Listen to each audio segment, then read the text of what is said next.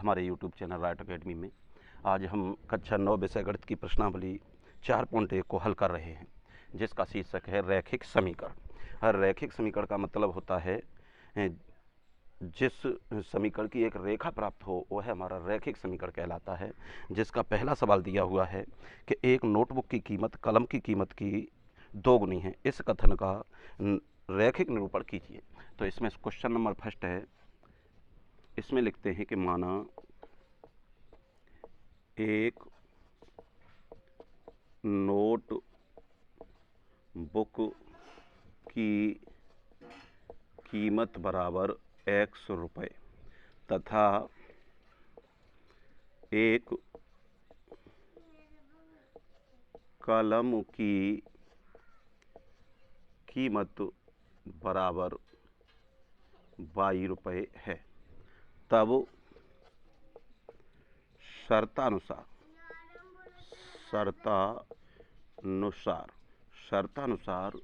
देखिए ये रख ली हमने एक नोटबुक और ये रख ली हमने कलम।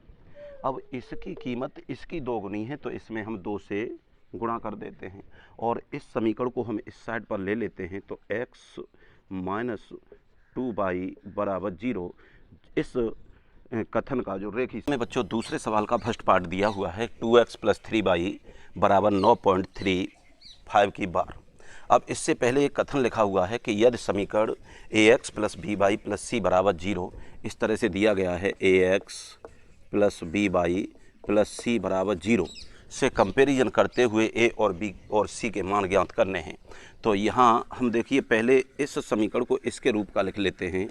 तो इसके अनुसार रखेंगे 2x प्लस 3y माइनस 9.35 की बार बराबर 0 कर देना है। अब इस जगह पे लिखेंगे कि इस समीकरण की तुलना ax plus by plus c बराबर 0 से करने पर।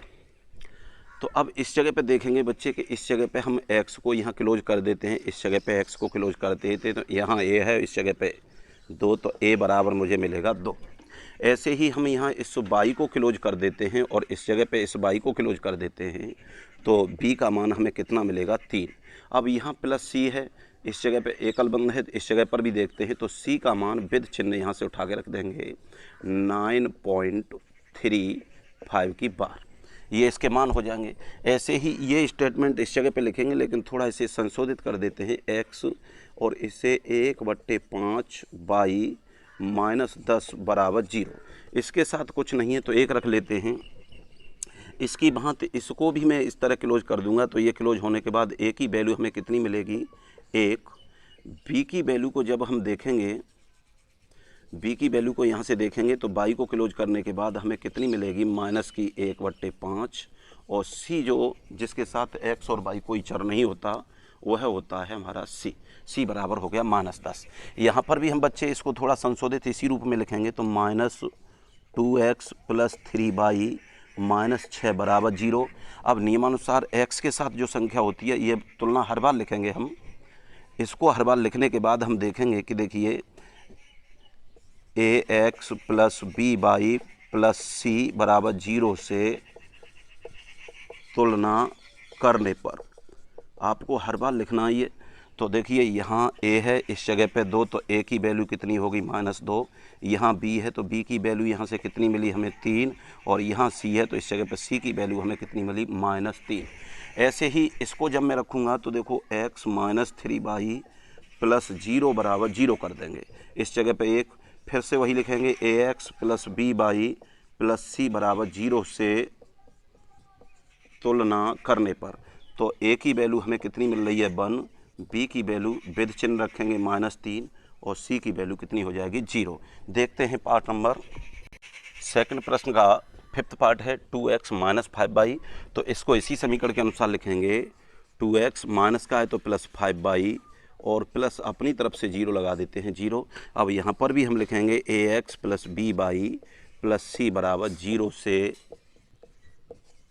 तुलना करने पर। तो देखिए a की वैल्यू यहाँ से हमें कितनी मिलेगी 2, x के साथ संख्या वो b बराबर हमें कितना मिलेगा 5 और c यहाँ पर कुछ है नहीं तो c की वैल्यू कितनी मिलेगी हमें 0।